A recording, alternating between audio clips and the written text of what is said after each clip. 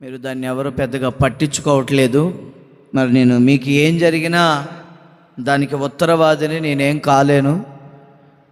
నేను ఎప్పుడు చెప్తాను, చేతులు కడుక్కోకుండా అన్నం ఎప్పుడు చెప్పండి, చేతులు కడుక్కోకుండా అన్నం మనం ఎప్పుడు తినకూడదు, తినలేరు కూడా ఎవరు. అలాగే శుద్ధీకరణ లేకుండా, ఏమి లేకుండా, మాకు వస్తే గట్టిగా ఏ అంటే శుద్ధీకరణ ఏంటంటే నెలంతా దేవునికి మనం అవిధేయంగా ప్రవర్తించామేమో. 51వ కీర్తన మీరు ఇంటికి వెళ్ళి చదువుకోండి. దావీదు ఎంత పశ్చాత్తాపంతో ప్రార్థన చేస్తున్నాడు. ఏమంటాడు? ఏమము కంటే తెల్లగా నన్ను కడుగు, నీ కృప చొప్పున నన్ను కరుణించు, నీ పరిశుద్ధాత్మ నా ఎదురుని తీసేయొద్దు, హిస్సోపుతో నన్ను కడుగు అని దేవుని సన్నిధిలో ప్రార్థన చేస్తున్నాడు దావీదు. మీకు కూడా అలాంటి అనుభవం ఉండాలన్నదే. చూడండి, అస్సాం మొత్తం ఏమైపోయింది చెప్పండి? అస్సాం మొత్తం ఏమైపోయింది? వరదలు. ఇప్పుడు మన గోదావరి కూడా భయంకరంగా ఉంది. ఇప్పుడు బ్రిడ్జి ఊగిపోతున్నాయి అంట ఆ వరదకి. ఏమైపోద్దో తెలియదు. ఆపద ఎటు నుంచి ఎప్పుడు ఎలా వస్తుందో మనకి తెలీదు. అందుకే యేసయ్య అంటాడు, మెలకువగా ఉండి ప్రార్థన చేయుడి. లూకా సువార్తలో ఆయన అంటాడు, శోధనలో ప్రవేశించకుండా ఉండినట్లు మెలకువగా ఉండి ఏం చేయాలి? అమ్మా చెప్పండి, ఏం చేయాలి? ప్రార్థన చేయాలి. మనకేమో లోకం మీద ఆశ, లోకం మీద ఆశ, లోక ఆశలు.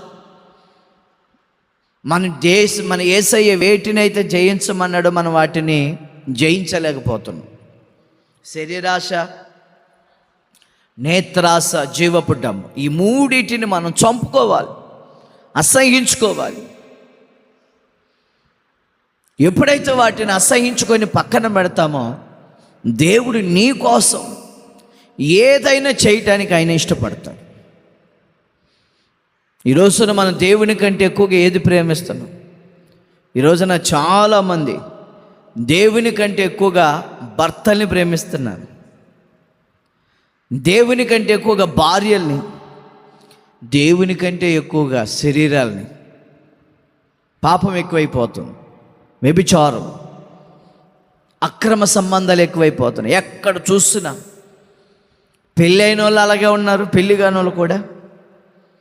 మొన్న మధ్య కర్ణాటకలో కాలేజీ పిల్లలకంట 7,000 మంది పిల్లలకి ఎయిడ్స్ వచ్చేసిందంట. అర్థమవుతుందా? పాపం పెరిగిపోతుంది. భయంకరమైనటువంటి వ్యభిచారపు ఆలోచనలు. సాతానుగాడు ప్రార్థన రాలేదేంటమ్మా అంటే పిల్లోడికి బాగోలేదు, ఆరాధనకు రాలేదేంటమ్మా అంటే మా ఇంట్లో మా ఆయన ఊరుకోవట్లేదు, ప్రార్థన రాలేదేంటమ్మా అంటే ఇంటర్వ్యూకి వెళ్ళాం, ప్రార్థన రాలేదేంటమ్మా అంటే మా పిల్లని చూడటానికి వెళ్ళాం. ఏ సాకులు ఎత్తుకుతున్నారు కానీ మందిరానికి వచ్చి నాకు దేవుడు కావాలి, ఏదో ఒకరోజు సువార్త మూయబడిపోద్ది, మందిరాలు మూతవేయబడిపోతాయి, సేవకులు కరుమరుగైపోతారు, సత్య సువార్త చెప్పేవారు మీకు కనబడరు, తలుపులు గుద్దుకున్న, గుండెలు పాదుకున్న మళ్ళీ ఇలాంటి సువార్త, ఇలాంటి వాక్యాలు మీకు వినపడవు రాబోయే రోజుల్లో.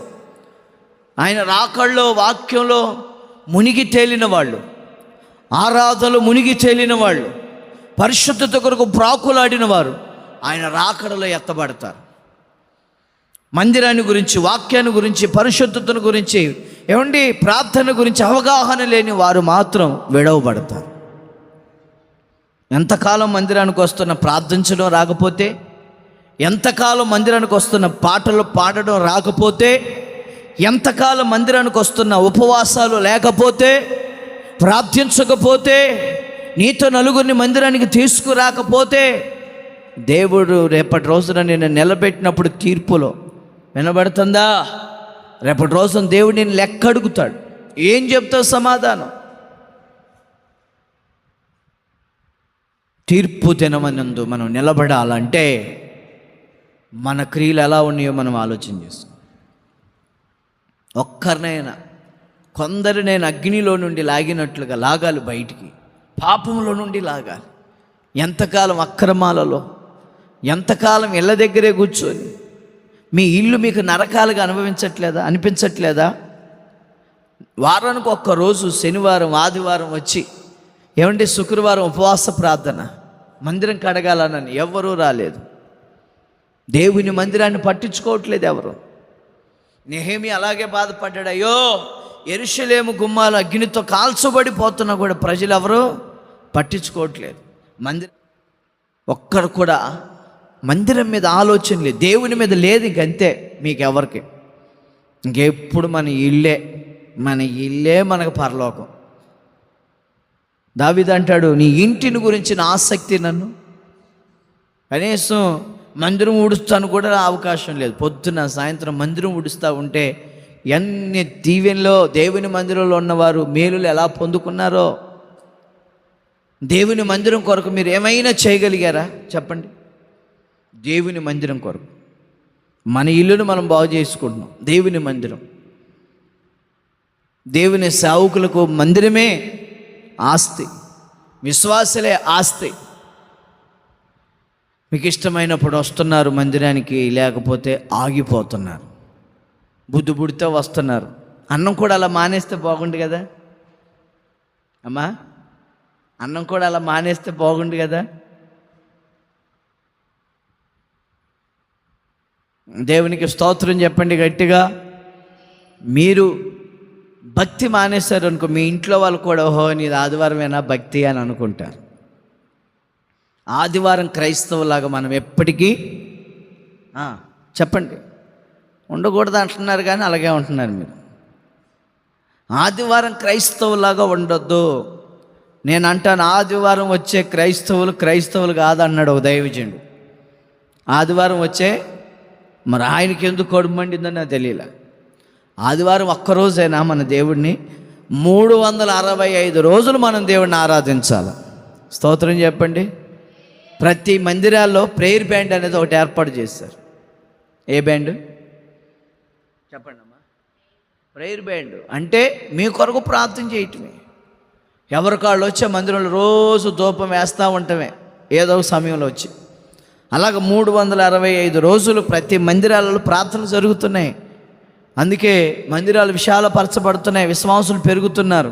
కానీ మీకు మాత్రం ఏమీ లేదు. మన ఇల్లులే నెలకొకసారి ప్రభు బలారాధన జరుగుతుంది కాబట్టి మా దైవజనుడు మా కొరకు ఎదురు చూస్తాడు అనే ఒక ఆలోచన మీకు రావాలి. మా కొరకు ప్రతి నెల రొట్టె ద్రాక్షరసం, ఆయన కార్చిన రక్తం, ఆయన శరీరం మా కొరకు రెడీగా ఉంది. మా దైవజనులు మా కొరకు ఎదురు చూస్తారు. మా స్థానాన్ని మేము భర్తీ చేసుకోవాలని భయముతో వణుకుతో మీరు ఇక్కడికి రావాలి. అర్థమవుతుందా? చూడండి, పౌలు గారు చూడండి, కొరింథీ రాసిన పత్రికలో చెప్తాడు చూడండి. 1 కొరింథీయులకు రాసిన పత్రిక 11వ అధ్యాయము 23 నుంచి మనం చదువుకుందాం. చదవండి అమ్మా, ఎవరైనా స్పష్టంగా చదవాలి. నేను మీకు అప్పగించిన దానిని ప్రభువు వలన పొందితిని.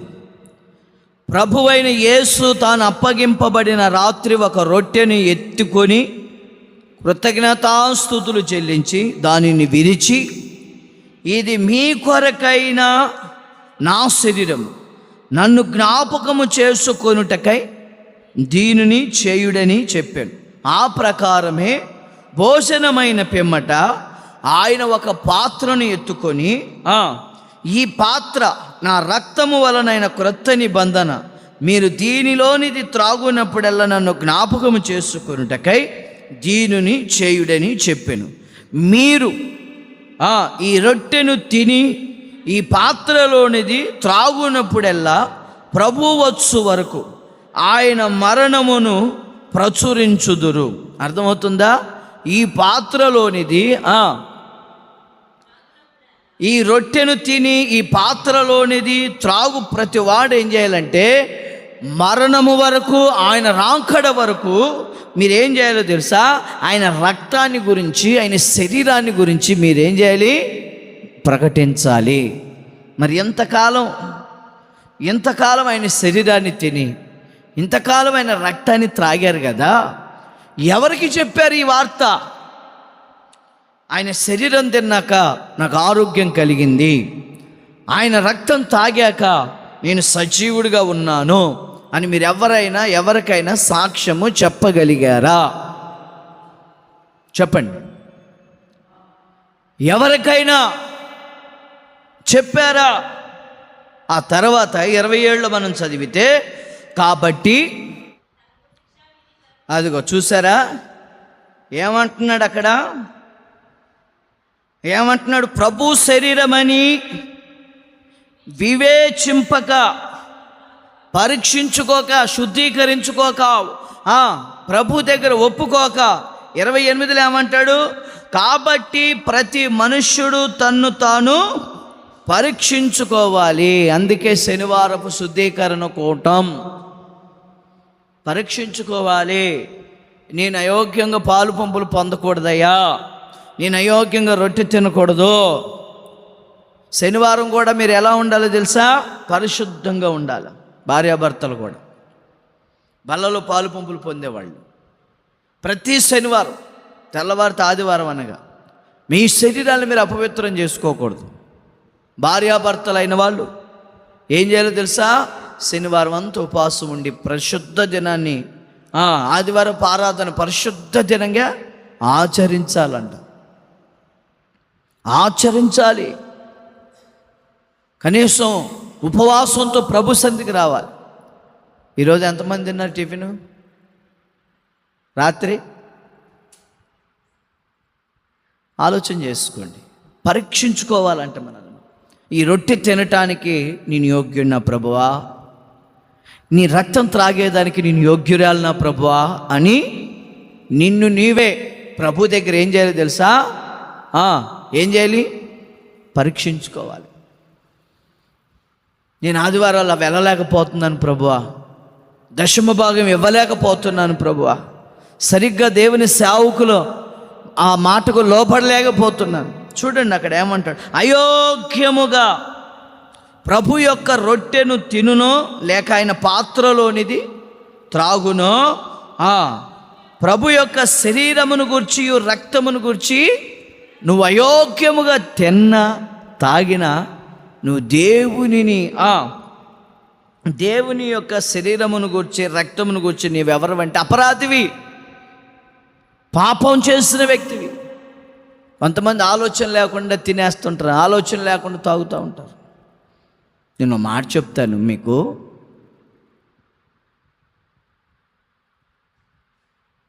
మట్టి పని చేశారు ఇప్పుడు మీరు చేత్తో, సిమెంట్ పైన మట్టి పైన చేసిన తర్వాత 1 గంట అయింది, అన్నానికి వచ్చి భోజనాన్ని కూర్చున్నాం. తినే ముందు పనికి వెళ్ళిన వాడు తినే ముందు ఏం చేస్తాడో తెలుసా? అమ్మా చెప్పండి. చేతులు ఒకటే కడుక్కుంటాడా? కాళ్ళు చేతులు, ఆ కాళ్ళు కూడా ఎక్కడి నుంచి కడుగుతాడు? మోకాళ్ళ కింద నుంచి. చేతులు కూడా చేతుల కాడి నుంచి.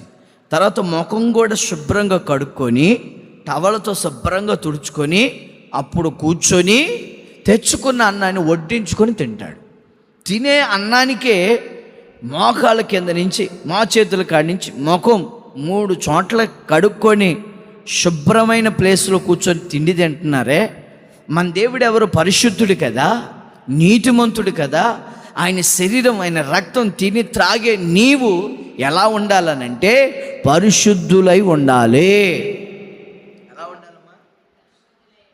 మన ఆలోచన, మన చూపు, మన మాట. యెషయా 6వ అధ్యాయంలో మనం ఉంది, నేను అపవిత్రమైన పెదవులు గలవాడిని, అగ్నితో నా నాలుకను కాల్చు, అపవిత్రమైన ప్రజల మధ్యలో నేను నివసిస్తున్నాను అని ఆ ప్రవక్త దేవుని సన్నిధిలో ప్రార్థన చేస్తున్నాడంట. అపవిత్రమైన పెదాలు, అపవిత్రమైన చూపు, అపవిత్రమైన మాటలు, అపవిత్రమైన శరీరంతో అయోగ్యముగా వచ్చి అపరాధిని యేసయ్యను పాట పాడి చేతిలో చెయ్యేసి ఇచ్చిన బళ్ళను తిన్నావనుకో, దేవుని దృష్టిలో నువ్వెవరో తెలుసా? అపరాధివి. నేను చెప్తున్నానా అంటే కాదు, వాక్యమే చెప్తుంది. అపరాధులముగా ఉండకూడదు మనం. ఏమండి, నేను మాట చెప్తాను వినండి. మనం బ్రతికితే ఎంతకాలం బ్రతుకుతాం చెప్పండి అమ్మా? ఎంతకాలం బ్రతుకుతాం చెప్పండి? కొంచెం నోరు తెరిచి చెప్పండి అమ్మా. ఎంతకాలం బ్రతుకుతామో తెలియదు. ఇప్పుడు ఇక్కడ ఉన్నాను, మరుక్షణం ఏమైపోతానో తెలియదు. మన జీవితం ఎలాంటిదో చెప్పనా? నీటి మీద బుడగ లాంటిది. పేలిపోయిందంటే ఇంకా బుడగ కనపడదు. పువ్వు లాంటిది మన జీవితం, వాడిపోయే గడ్డి లాంటిది.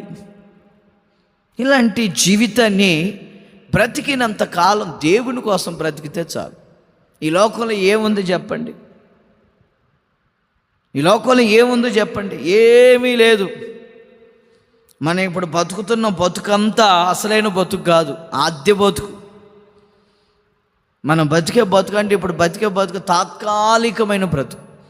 ఈ శరీరాన్ని నువ్వు ఎంత సుఖపెడుతున్నావో, ఈ శరీరానికి నువ్వు ఎంత అంగు ఆర్భాటాలు అద్దుతున్నావో, కానీ రేపు నువ్వు చచ్చిపోయిన తర్వాత ఈ శరీరాన్ని తీసుకెళ్ళి, చచ్చిపోయిన తర్వాత మనిషి అని అనరు, ఏమంటారు? శవం అంటారు, బాడీ అంటారు. ఇప్పుడు నేను చచ్చిపోయాను అనుకోండి, నన్ను తీసుకెళ్ళి అక్కడ పెట్టారు అనుకోండి, రే తీసేయండి ఆ శవాన్ని అంటారు, తీసేయండి ఆ బాడీని అంటారు. అంతేగాని పాలరాజు తీసేయండి అని అనరు. మనిషిలో ప్రాణం ఉన్నంతసేపే పేరు, తరిపోతే శవానివి. అర్థమవుతుందా? మనం బ్రతికినంత కాలం ప్రభువులో నమ్మకంగా బ్రతకాలి, నమ్మకంగా బ్రతకాలి. ప్రకటన గ్రంథంలో ఉంది ఏమని? మరణము వరకు నమ్మకంగా ఉండు. దేవుడు నీకు ఇచ్చిన ఆ భక్తిలో నమ్మకంగా ఉండు, ప్రార్థనలో నమ్మకంగా ఉండు, వాక్యంలో నమ్మకంగా ఉండు. ప్రతి శనివారం ప్రతి ఆదివారం మందిరానికి వచ్చే విషయంలో నమ్మకంగా ఉండు. నువ్వు ఇచ్చే కానుకలో దశమ భాగంలో నీ ఉపవాస ప్రార్థనలో నమ్మకంగా ఉండు. వాళ్ళ చిన్నక్క ఉంది, ప్రతి శనివారం నమ్మకంగా ఎక్కడున్నా సరే నమ్మకంగా ఉపవాస ప్రార్థన చేసేసుకుంటుంది. నిజం. ఎక్కడున్నా, మలకపల్లిలో ఉన్నా, ఎక్కడున్నా శనివారం వచ్చిందంటే ఇక చక్కగా ఉదయాన్నే తలస్నానం చేసి వచ్చి మందిరంలో కూర్చొని, లేదా అక్కడున్నా ఇక్కడున్నా ఎక్కడున్నా సరే తన భక్తిని నమ్మకంగా, పోనీ ఇక్కడ ఉన్నావు కదా ఎందుకులే ఉపవాస ప్రార్థన అంటే ఆమంటది, నేను ఎక్కడున్నా సరే ఉపవాసం. నమ్మకంగా ఉండండి. వారానికి ఓ రోజు ఉపవాసం ఉన్నారనుకోండి, ఆశీర్వాదాలు వేరుగా ఉంటాయి. మీకు కావలసినవన్నీ దేవుడు మీ కాళ్ళ దగ్గర పడేస్తాడు.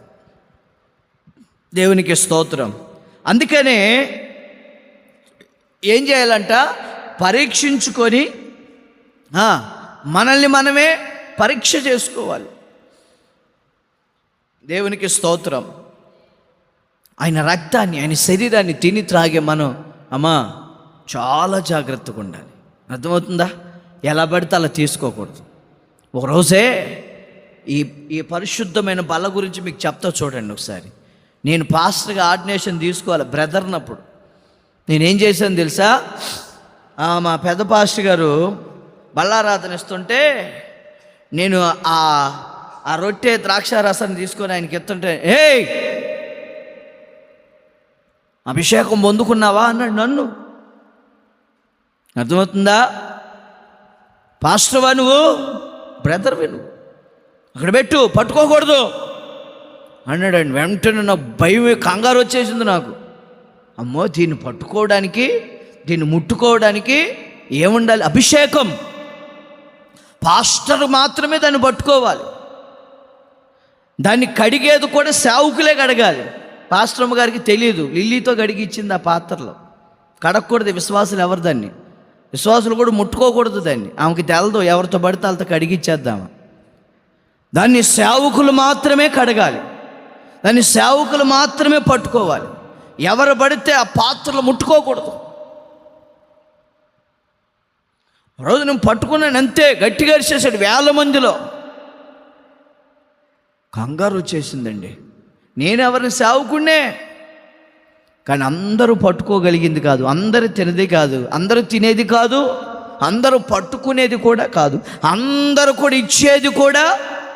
కొంతమంది సంఘాల్లో చూడండి, ఏమంటే బల్లారాధన పాశ్రమలు ఎత్తుంటారు, ఇవ్వకూడదు.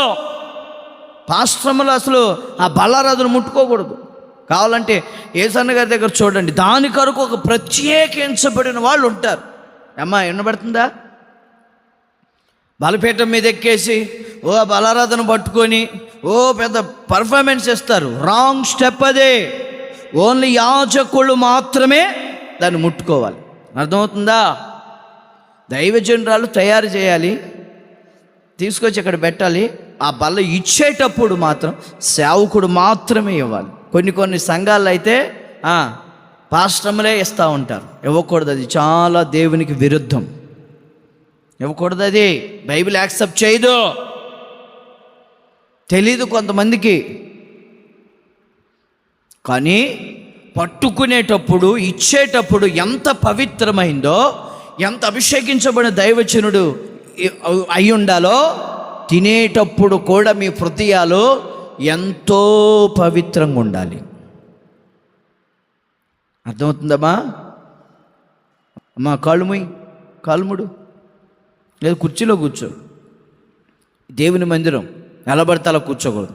కింద కూర్చోలేకపోతే కుర్చీలు ఉన్నాయి, అక్కడ కూర్చోవచ్చు. పర్లేదు, ఇబ్బంది ఏం లేదు. ఇప్పుడు అందరికీ ఆరోగ్యాల పరిస్థితులు బాగోట్లేదు కాబట్టి కుర్చీలో కూర్చోవచ్చు, ఇబ్బంది ఏం లేదు.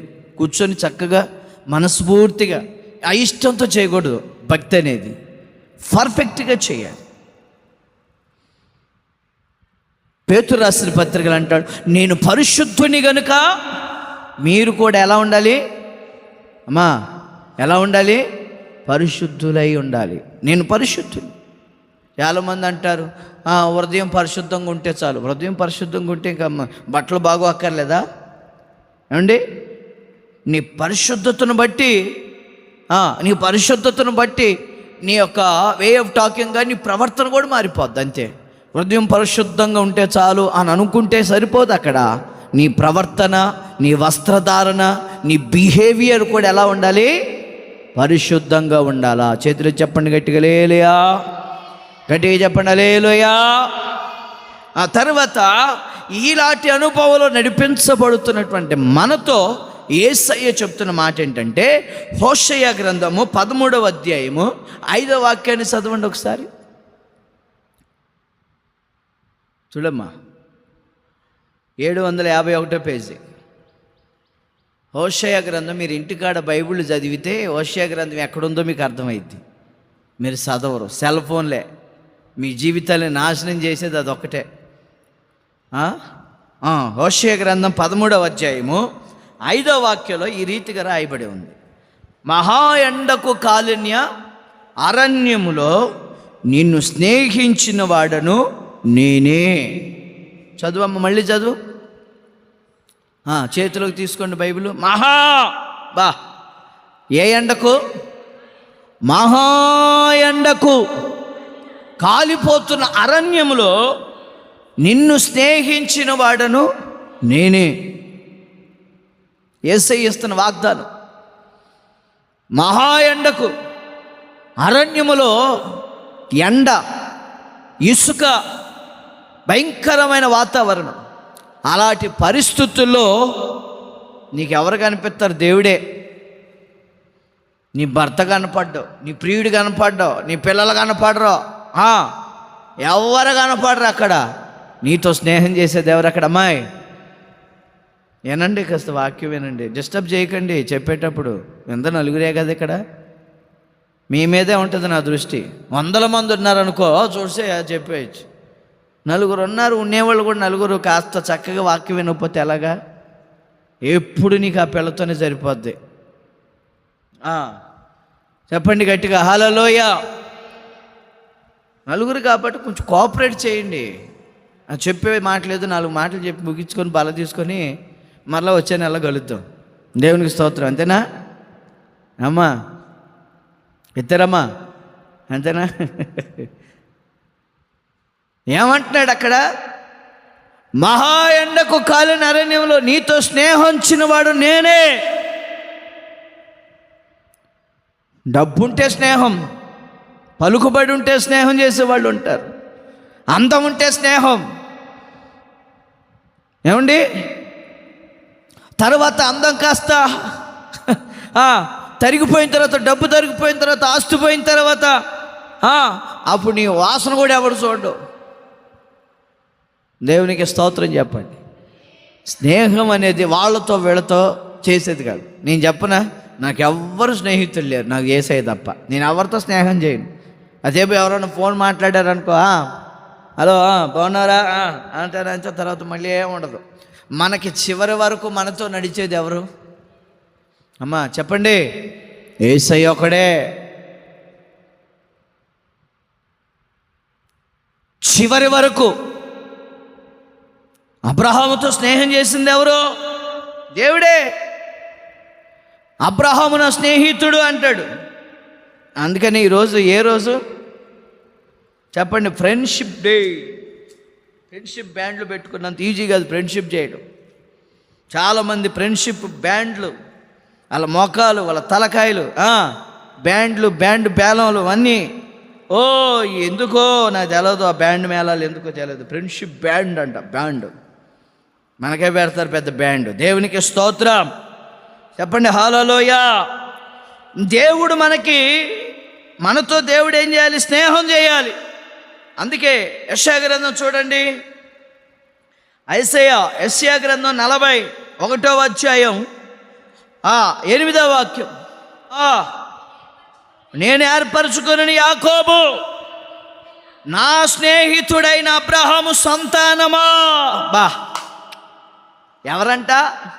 అబ్రహాముని గురించి చెప్తున్నాడు. ఏమని?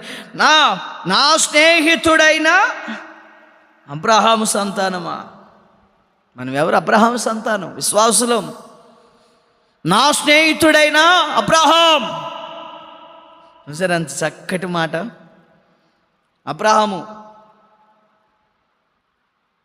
దేవుని స్నేహితుడు ఎవరు? అబ్రహాం. అంటే స్నేహితుల మధ్యలో దాపరికాలు ఉంటాయా? అమ్మా ఏముండు. స్నేహితుల మధ్యలో కక్షలు ఉంటాయా? స్నేహితుల మధ్యలో విభేదాలు ఉంటాయా? ఉండవు. ప్రతిరోజు అబ్రహాముతో దేవుడు మాట్లాడుతూ ఉండేవాడట. చల్లని పూట అబ్రహాముతో ప్రతిరోజు మాట్లాడుకునేవాళ్ళంట. మరి మీరెవరితో మాట్లాడుతున్నారు? మీ స్నేహితులు ఉంటారు, మీకు ఉన్నారా? మీకు స్నేహితులమ్మా? అమ్మ నీకే. మరి నీకెవరు లేనప్పుడు మరి దేవుడితో స్నేహం చేయొచ్చు కదా. నీ భర్తే నీ స్నేహితుడు, నీ పిల్లలే నీ స్నేహితుడు. దేవునితో రోజు వాళ్ళిద్దరు మాట్లాడుకునేవాళ్ళట. ఇద్దరు స్నేహితులు ఉన్నారండి. ప్రతిరోజు వెళ్ళిపోయి రైల్వే స్టేషన్ దగ్గర పార్కులో ఉన్న కాసేపు ఒక గంట సేపు కూర్చొని మాట్లాడుకొని ఎవరింటికి వాళ్ళు వెళ్ళిపోతారంట. మన స్నేహితుడు ఎవరు చెప్పండి? మా బుడ్డికి ఓ స్నేహితురాలు ఉంది, అమ్మాయి పేరు రమ్య. అవునా? మరెవరు నీ స్నేహితురాలు? ఎవరు? నాకు స్నేహితురాలు ఉంది. ఎవరు? పాస్టర్ గారు. నాకు స్నేహితుడు ఉన్నాడు. ఎవరు? నా యేసయ్య. రోజు ఆయనతో మాట్లాడతాను నేను. ప్రతిరోజు ఆయన ఎక్కడ పడితే అక్కడ కలవడు, పార్కుల్లో కలవడు, బీచ్ల దగ్గర కలవడు స్నేహితులు. కానీ యేసయ్య ఎక్కడ ఉంటాడు తెలుసు? మందిరంలో. నీ స్నేహితుడు యేసయ్య అయినప్పుడు నీ స్నేహితుడిని కలవటం నువ్వు ఎక్కడికి రావాలి? అమ్మా చెప్పండి అమ్మా. మరి ఏది? ఆదివారం ఒక్కరోజు స్నేహమా? ఇతరక బుడ్డే లిల్లీ ఫోన్ చేసి మందిరం ఊడమ్మ అంటే ఒక్కో నీ ఇష్టం ఒక్కో ఇదనా? ఎప్పుడు నీ స్నేహితుడితో ఎప్పుడు పడితే అప్పుడు మాట్లాడుకోవచ్చు. ఫోన్ ఉందనుకో, ఏదైనా కష్టం వచ్చిందనుకో వెంటనే ఫోన్ కొడతావు. ఏంటంటే నా మనసు బాగాలేదు ఈరోజు, క్లబ్కి వెళ్దామా, మందు పడదామా అంటారు ఈ లోక స్నేహితులు. కానీ మనకు స్నేహితుడు ఆయన ఉన్నాడు, ఆయన యేసయ్య. ఆయన దగ్గరకు నువ్వు వచ్చి ఆయనతో నువ్వు మాట్లాడు. అయ్యా, అబ్రహాముకి స్నేహితుడివి, యాకోబుకి స్నేహితుడివి, నాకు కూడా స్నేహితుడిగా ఉండయ్యా, నాతో స్నేహం చేస్తానన్నావు కదయ్యా, నా బాధ చెప్తాను ఇను బాబు అంటే. స్నేహితుడు ఆపదలో ఉంటే మరొక స్నేహితుడు చేయూతనివ్వడా? ఇచ్చింది అడగడు స్నేహితుడు. థ్యాంక్స్ కూడా చెప్పనివాడు. మన మధ్యలో మనకేంట్రా థ్యాంక్స్? No thanks. నువ్వు నాకు సాయం చేస్తావు, నేను నీకు సాయం చేస్తాను. ఒకరికొకరికి ఏం చేసుకోవాలి? హలో, సాయం చేసుకోవాలి అంతే. నీ దేవుడు నీకు సాయం చేయాలి. నీ స్నేహితుడు మందిరంలోకి వచ్చి, అయ్యా పలానా సమస్యలో ఉన్నాను, నా స్నేహితుడా. అందుకు ఒక ఆయన పాట కూడా రాశాడు, స్నేహితుడా నా స్నేహితుడా, నా ప్రాణ స్నేహితుడా, ఆపదలో నన్ను ఆదుకొని నిజమైన స్నేహితుడా, నన్నెంతో ప్రేమించినావు. మన స్నేహితుడు మన కొరకు ఏం పెట్టాడు? ప్రాణం. మరి ఆ స్నేహితుడిని కలవడానికి రాకుండా ఎక్కడెక్కడో ఉన్న స్నేహితుల కొరకు వెళ్ళిపోతున్నావా? నీ ముక్కు మొహం తెలియనుడి దగ్గరికి వెళ్ళిపోతున్నావా? దేవుడి దగ్గరకు వచ్చయ్యా, అయ్యా నా స్నేహితుడా, యేసయ్యా నాకు అవసరం ఉంది, ఈ అవసరం ఉందని చెప్పి వాళ్ళ దగ్గరికి వెళ్ళి, అమ్మా కొత్త కోరేటే అమ్మా, అమ్మా మూవయ్య అమ్మా, అమ్మా అది అమ్మా వాళ్ళ దగ్గరికి వెళ్ళి అడుక్కునే బదులు దేవుడి దగ్గరికి వచ్చి దేవుడిని అడిగితే, ఎవడా అమ్మాయి ఎవడా? మరి ఎందుకు వాళ్ళ దగ్గరికి వెళ్ళి అడుగుతా? నెలకు 10,000 వస్తున్నాయి, ఎందుకు వాళ్ళ దగ్గరికి వెళ్ళి అడుక్కోవడం? నెల నెల దేవుడు నీకు పింఛన్ ఇస్తున్నాడు, నెల నెల దేవుడు నీకు మంచి భర్తనిచ్చాడు, వాళ్ళ ద్వారా వీళ్ళ ద్వారా దేవుడు నేను ఏదోడు పోషిస్తున్నాడు. ఏం చేస్తున్నావు? దేవుణ్ణి స్నేహితుడిగా పెట్టుకొని, దేవుని స్నేహితుడిగా పెట్టుకుంటే నీ పిల్లల ద్వారా నీ అవసరాలు ప్రభు తీరుస్తాడు. అమ్మఒడి వచ్చిందా? వచ్చిందమ్మా? మరి ఏది దేవునికి ఇవ్వవలసింది? ఏది? దేవునికి స్తోత్రం చెప్పండి గట్టిగా. దేవుడు నీకు ఇచ్చింది. ఈ రోజున చాలామంది తల్లిదండ్రులు, మా పిల్లల ద్వారా మేము ఇప్పుడు జగన్ వచ్చిన తర్వాత పిల్లల విషయంలో తల్లిదండ్రులకు లాభం. మా బుడ్డిని నేను చదివేస్తున్నాను, నన్ను అంటదే, మీకు అక్కడి నుంచి వస్తాయి పాలతో డబ్బులు, మీరు లేనోళ్ళు మీరు, నేను ఇస్తానులే డబ్బులు, అమ్మఒడి నీకే ఇచ్చేస్తానండి. అసలు ఆ పిల్లకే అమ్మఒడి ఎందుకు వస్తుంది? వాళ్ళ నాన్న గవర్నమెంట్ జాబ్ చేస్తున్నాడు, ఆ పిల్లకి అమ్మఒడి రాదు. రాత్రి వాళ్ళ పిన్ని అంటదే, మాయా మీ ఇంటి పేరు పెట్టేసుకొని మీరు చక్కగా ఆ పిల్ల డబ్బులు మీరు వాడుకోండి అండి. 13 ఏళ్ళ, సంవత్సరానికి 13 ఏళ్ళ. మా విశ్వాసులే మాకు ఇచ్చేస్తారు. ఏంటే? మా విశ్వాసులే. కానీ ఆ పిల్ల అర్థం చేసుకుని మీకు డబ్బులు ఎక్కడి నుంచి వస్తాయి? నిన్న కారులో తీసుకొస్తుంటే చిన్న పిల్లకి అర్థమైంది, మీకు డబ్బులు ఎక్కడి నుంచి వస్తాయి, మీకు ఎవరెత్తారు, మీకు ఎవరెవరు కదా అని ఆ పిల్లకి అర్థమైంది మా బాధ. కానీ దేవుడు మమ్మల్ని పోషిస్తున్నాడండి. నిజం. ఈ 4 నెలల నుంచి నేను ఎక్కడికి వెళ్తలేదా? ఏ మీటింగ్లకి వెళ్తలా. 2 నెలలు సఫర్ అయిపోయినా, నలిగిపోయానా, భయంకరమైన పరిస్థితి. కానీ ఎలాగా దేవుడు మమ్మల్ని పోషిస్తున్నాడో మాకు అర్థం కాదు. మా ప్రార్థన నిజంగా దేవుని సందులో మోకాళ్ళు వేసి ప్రార్థన చేస్తాం.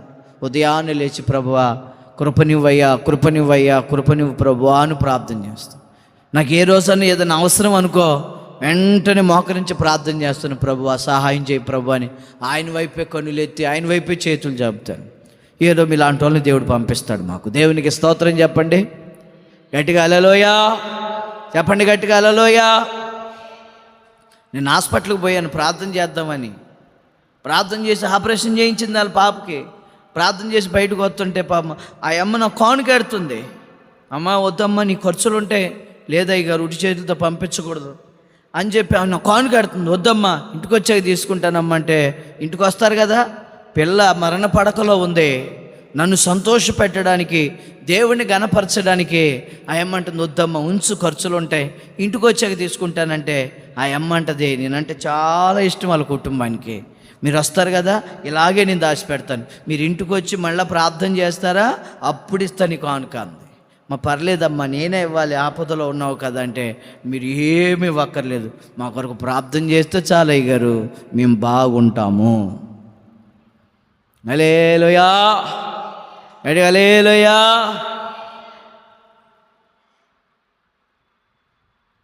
ఎవరో ఒక ఆమె ఫోన్ చేసింది, మొన్న ఎప్పుడో పడ్డాయి, పోయిన వారమైనా అమ్మఒడి పడింది. ఫోన్ చేసింది, ఆమె ఎవరో నాకు తెలియదు. అయ్యగారు మీ ఫోన్పే నెంబర్ ఇదేనా అంది. అమ్మ నువ్వు ఎవరో అమ్మా అన్నాను. నేను మీ లైవ్ చూస్తూ ఉంటాను అయ్యగారు, మీ ప్రార్థనలు మీ పాటలు వింటూ ఉంటాను అని చెప్పి. ఇదేంటి తలకాయలు కింద పెట్టేస్తున్నారేంటి ఈ మాట చెప్తుంటే? మిమ్మల్ని ఏమి ఏమంటలేదు, నాకేం వద్దు, మీ డబ్బులు మీరు ఉంచుకోండి, దాంట్లో మీకు పర్సెంటేజ్ దేవునికి మీకు ఎంత వచ్చినాయో దాంట్లో 10% దేవునికి ఇవ్వండి, అంతే. అన్నీ కలిపి కొట్టకండి, ఏంది దాందే. దేవునికి స్తోత్రం చెప్పండి గట్టిగా. ప్రార్థన చేసి ఫోన్ చేసింది, అయ్యగారు నేనెవరో మీకు తెలియదు, మీరు మాకు తెలుసు అయ్యగారు, ప్రతిరోజు మీ పాటలు వింటాం, మీ ప్రార్థన. సరేనమ్మా, వందనాలమ్మా. మీరు ఏ చర్చికి వెళ్తారమ్మా, అక్కడికి ఇవ్వండి అమ్మా పోయి పాస్టర్ గారి కంటే. నేను వెళ్ళే చర్చి నేను ఒక చోట ఉండను పాస్టర్ గారు, పని నిమిత్తం అటు ఇటు వెళ్తూ ఉంటాను, ఎందుకో మీకు ఇవ్వాలనిపిస్తుంది అని చెప్పి వెంటనే ఫోన్పే చేసింది ఆ డబ్బులు. చేసింది. అబద్ధాలు చెప్పక్కర్లే మేము. కృతజ్ఞత.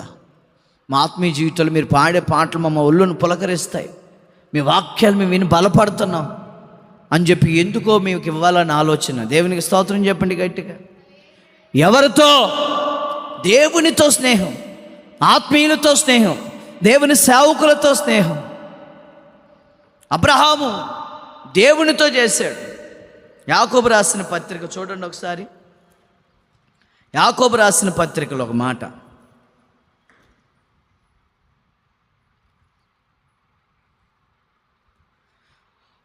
4వ అధ్యాయం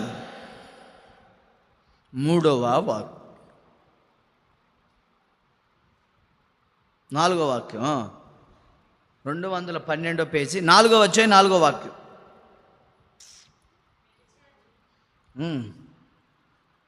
చదువమ్మా. ఈ లోక స్నేహము దేవునితో వైరం.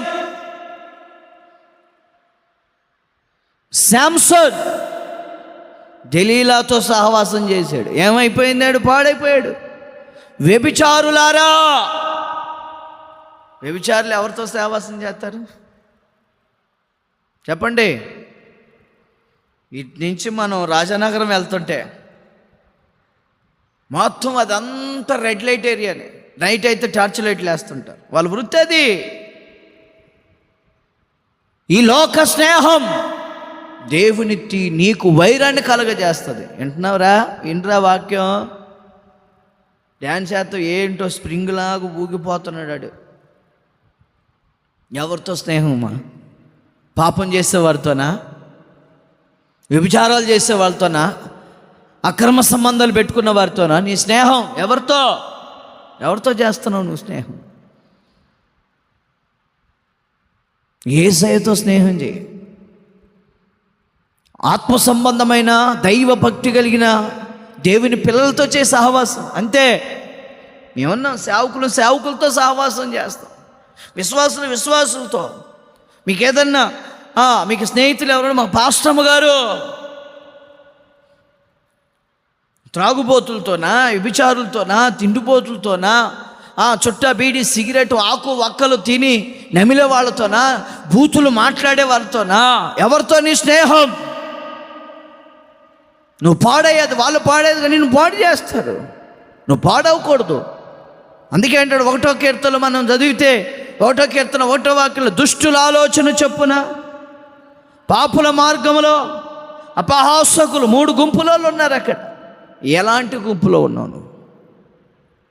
పరిశుద్ధుడైన యేసయ్యతో నువ్వు నడిపించబడాల. నలుగురితో ఉన్నప్పుడు వాళ్ళతో నువ్వు కలవకూడదు. నువ్వు దేవుని మందిరంలోకి వచ్చి ఏం చేయాలో తెలుసా? చక్కగా దేవునితో సహవాసం చేయాలి. నేను ఎవరితో పెద్దగా మాట్లాడను. బాగున్నారమ్మా, ఆరోగ్యం బాగుందా అంటే నీ పేటలో వెళ్తా అంతే. ఫోన్లు కూడా నాకు పెద్దగా ఎవరు ఫోన్లు చేయరు, ఆ ఫోన్ అలాగే ఉంటుంది. కనీసం మా ఇంట్లో వాళ్ళు కూడా చేయరు నాకు ఫోన్లు, ఎవరు చేయరు. కనీసం మన సంఘస్థులు కూడా ఎవరు ఫోన్ చేయరు. పాస్టర్ గారండి, పాస్టమ్ గారండి, ఈరోజు ప్రార్థన ఉందా, మా ఇంట్లో ప్రార్థన కూటమి పెట్టండి అని చెప్పి వాక్యాలు ఉండే స్టేటస్లు పెట్టండి, వాక్యం పెట్టండి, మేము పెట్టుకుంటాం అని చెప్పి ఎవరైనా సరే ఆత్మీయ దైవజనుడి ఆ యూట్యూబ్లో ఉన్న షార్ట్ మెసేజ్లు ఉంటాయి, పాటలు ఉంటాయి, స్టేటస్లో పెట్టుకుంటారు. పెట్టరు. ఆత్మీయ తండ్రిని ఘనపరచరు. ఎవరి పడితే వాళ్ళు పెట్టుకుంటూ ఉంటారు. నా పోస్టులు ఎంతమంది పెట్టుకుంటారో తెలుసా? వాక్యాలు, పాటలు. సెల్ ఫోన్లు, వాట్సాప్ ఉందమ్మా నీకు? ఉందా? ఉంది. దేనికి? వీడియో కాల్ చేసుకోవడమే. అలా తిన్నావా? కళ్ళు కనిపెట్టలేదేంటి? మూతి కనిపెట్టలేదేంటి? ముక్కు కనిపెట్టి దూరంగా ఎట్టు. వాటికే దేనికండి? చక్కగా స్టేటస్లు దేవుని వాక్యాన్ని పెట్టండి. వారు ఇతరులు నీ వాట్సాప్ ఎంతమంది చూస్తారు, వాళ్ళందరూ సువార్త పొందుతారు, మారు మనసు పొందుతారు. ఏదో వాట్సాప్లో కాల్ చేసుకొని తిన్నావా, అబ్బా పళ్ళు బాగున్నాయి, అవి చూసుకోవడానికే స్టేటస్లో వాక్యాలు. అయ్యో మా దైవజనుడు ఇంత ఆత్మావేశంతో వాక్యం చెప్తున్నాడే, ఇలాంటి వాక్యాలు ఎంతోమంది వినాలని చెప్పి స్టేటస్లో పెట్టుకోరు. ఆదివారం ఆరాధన కూడా పెట్టుకోలేకపోతున్నారు చాలామంది. ఈరోజు మా ఆరాధన, ఈరోజు మా సండే సర్వీసు అని స్టేటస్లు కూడా పెట్టుకోలేకపోతున్నారు. ఏమ్మా కనీసం శనివారం ప్రార్థన పాంప్లెట్, ఆదివారం ఆరాధన స్టేటస్లో పెట్టుకోలేకపోతున్నారు. ఎవరితో స్నేహం? సినిమా పాటలు, వాళ్ళ బర్త్డేలు, ఫోటోలు పెట్టుకొని ఎందుకు చెప్పండి? దేవుని వాక్యాన్ని నలుగురు చదువుకుంటారు. మంచి మంచి వాక్యాలు ఉన్నాయి బైబిల్లో. ఏమంటే యూట్యూబ్ ఆన్ చేస్తే నలుగురికి పరిచయం చేయాలి. ఇదిగో మా పాస్టర్ గారు పాటలు, ఇదిగో వినండి, బలపడండి, ఇదిగో వాక్యం వినండి, బలపడండి అని యూట్యూబ్ ఛానల్ అనేకులకు షేర్ చేయండి. వాక్యాలు వినిపించండి, బలపరచండి. ఆత్మీయులు, మీరు వాక్యం చెప్పకపోయింది అలాంటి మాటలు వాళ్ళు పంపిస్తే వాళ్ళు బలపడతారు. ఆ జ్యోతి వాళ్ళ ఆయన ఉన్నాడు, తెలుసు కదా, మన దగ్గరకు వస్తుంది. జ్యోతి పెళ్ళి అయింది, ఉండి వెళ్ళి అతను ఎక్కడికో లైన్లో పోతా ఉన్నాడంట. భీమవరం అవతల ఉండిలో నా పాట యూట్యూబ్లో పాట పెట్టారంట క్రిస్మస్లో. ఆ పాట నాకు రికార్డింగ్ చేశానా, మీ పాట ఈ వీధిలో కూడా వింటున్నారన్న, మైకుల్లో పెట్టేస్తున్నారన్న అని చెప్పి నా క్లిప్, ఆ వీడియో పెట్టాడు. మీ యూట్యూబ్ ఛానల్ అందరికీ పరిచయం చేస్తానన్న, అందరు వాక్యాన్ని, మీ పాటలు చాలా ఇష్టపడతారన్న. మా గొర్రెలు ఉన్నాయి ఇక్కడ అనేసి వాళ్ళు కూడా పెట్టరు స్టేటస్లో, పక్కన వాళ్ళకి కూడా పంపించరు. మా గొర్రెలు అంత మంచి గొర్రెలు. వాక్యం చెప్తే మాత్రం కడుపు నిండా తిని 9వ నెల కడుపు వచ్చిన వాళ్ళలాగా అలా తినేసి వెళ్ళిపోతారు. పక్కనోడికి ఏం చెప్తున్నారు మీరు? వాక్యం పక్కనోళ్ళకి ఏం చెప్తున్నారు? మా ఓడు ఉన్నాడు, లెవిన్ గాడు అని, చిన్నోడు బొడ్డోడు, యూట్యూబ్ ఆన్ చేస్తే నా పాటే పెడతాడు. వాళ్ళ తాత పాట అదిగో అని, ఆమేన్ హల్లెలూయా, సపరేట్ కొడతాడు. ఆడు ఎక్కడికి వెళ్ళి ఏ సెల్లో చూసినా నా పాటలే పెడతాడు. లైవ్ ఆన్ చేస్తే చాలు వాళ్ళ తాత వాక్యం చప్పట్లు, ఆమేన్ హల్లెలూయా అంటాడు. ఆడు ఉద్యోగం వచ్చేది నా పాటలు ఇట్టే. మరి మీకేమవుతుందో నాకు తెలియలేదు. చక్కగా యూట్యూబ్లో ఆన్ చేస్తే ఆ పాటలు నాకే అనుభూతి అవుతుంది. రాత్రి అంత చక్కబడి ఎవరో ఫోన్ చేసాయా, ఆ మైకులు ఏంటండి బాబు ఆ పాటలు ఏంటి, అసలు ఇంటికాడ ఉండబోతుంది కాబట్టి మందిరంలో రావచ్చుగా. వినపడ్డాయి అమ్మ మైకులు? మీకు వినపడలేదా? మీకు వినపడ్డాయా? ఏం చెప్తాం, క్రైస్తవులు అలా తయారైపోయారు. నేటి క్రైస్తవులు అంత ఆరాధన జరుగుతుంటే అసలు ఎల్లకాడ ఎలా కూర్చోబుద్ది అని చెప్పండి. నేను మందిరం కడుగుతా ఉంటున్నాం, అక్కడ వల్ల అయిద్దా? అయిపోయాకన్నా కడగండి మందిరం. సాయంత్రం అన్న వచ్చి కడగండి. మందిరం ఇలా ఉండకూడదు. బూజు దులిపి మందిరం పని చేయండి అమ్మా, దేవుడు మిమ్మల్ని ఆశీర్వదిస్తాడు. ఇక్కడ ఫ్యాన్ ఖాళీగా ఉంది, ఎవరైనా ఫ్యాన్ తీసుకురండి. దేవునికి స్తోత్రం చెప్పండి గట్టిగా. దేవుని మందిరానికి ఏదైనా ఒకటి కొనాలా. కలవలపల్లిలో ఉన్నారండి, ప్రతి ఒక్కరు నెలకొకరు భోజనాలు పెట్టుకుంటారు. అక్కడ నెలకి ఒకళ్ళు భోజనాలు ఏదో ఒకటి కొంటూనే ఉంటారు మందిరంలో. ఆ మలకపల్లిలో అయితే మైక్, కార్డ్లెస్ మైక్ అని పాస్టర్ గారు కూర్చుని కుర్చీ కొన్నాడు ఒక అతను 6,000 పెట్టి. పాస్టర్ గారు అండి మందిరంలో ఏమి లోటు ఉందో చెప్పండి, అది కొందాం. మందిరంలోకి ఏం కావాలి ఏంటని ఎవరైనా అడిగారమ్మా? అడిగారమ్మా? కనీసం అడిగారా? అప్పు చేసి మన పిల్లల్ని, అప్పు చేసి మనకి ఇష్టమైన వాళ్ళని, కానీ బట్టలకు కొంటాం, అన్నీ కొంటాం, కానీ దేవుని ఫ్యాన్. వచ్చే ఆదివారం అన్న తెస్తారేమో చూస్తాను. ఈలోపు ఆనందరావు తెలుసా? ఆయన ఆనందరావు, ఆయన ఏ పనికి వెళ్ళాడు. 4,000 రూపాయలు పెట్టి ఆ 2 ఫ్యాన్లు తెచ్చాడు ఆయన. అన్న నేను కడతానులే అన్న సీట్ల మీదని ఆ 2 ఫ్యాన్లు తెచ్చాడు. ఆ కుర్చీలు నేనే కొనుక్కున్నాను. ఓ 10 కుర్చీలు ఏమో లక్కిప్పించింది, మిగిలిన కుర్చీలు నేనే కొనుక్కున్నాను సీట్ల మీద. దేవుని పని కొరకు మీరు ఏం చేయగలరా చేయండి, తప్పేముంది. దేవుని పని చెయ్యాలా?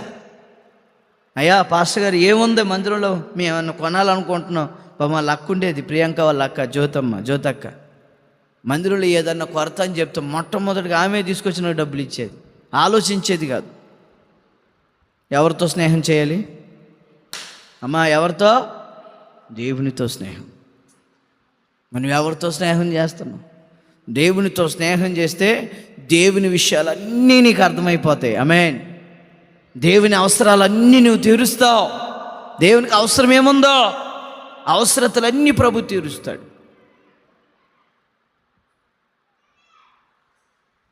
అవసరాలు ఏంటో ఎరగాలి. మరియమ్మ తెలుసా మీకు? నేను ఏం బుక్ చేస్తాను అవన్నీ బుక్ చేస్తుంది.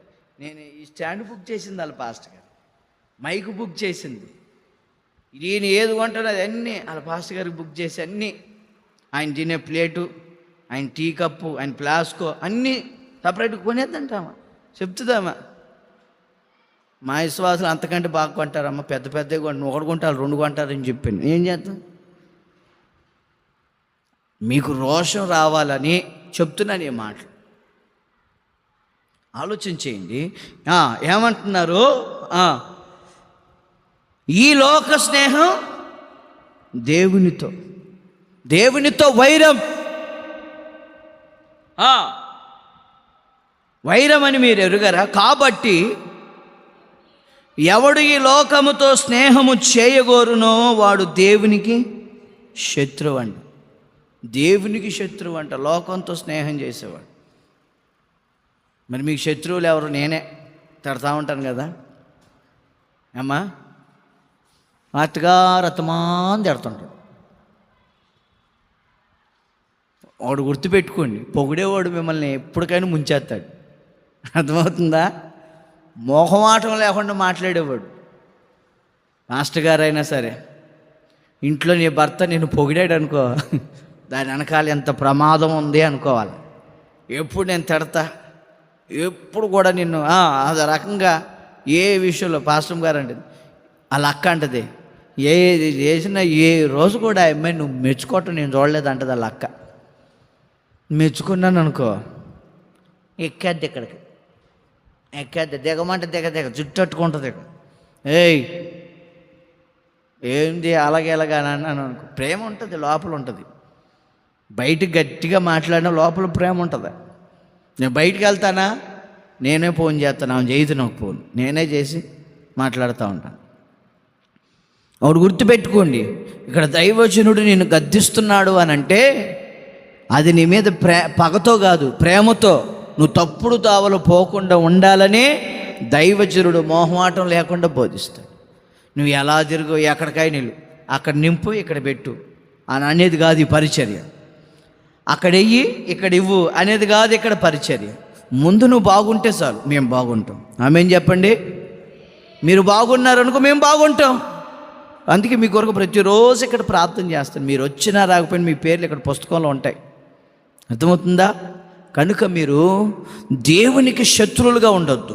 లోకానికి శత్రువులుగా ఉన్నా పర్వాలేదు, కానీ దేవునికి మాత్రం శత్రువులుగా ఉండొద్దు. ఎందుకంటే దేవునితో స్నేహం చేయండి. అందుకే ఆదికాండంలో మనం చదివితే 24వ అధ్యాయంలో అబ్రహాము దేవుడంట రోజు కలుసుకొని విషయాలు మాట్లాడుకునేవాడు. మీరు కూడా ఏం చేయాలో తెలుసా? ప్రతిరోజు దేవునితో మాట్లాడు. తల వంచండి, ప్రార్థన.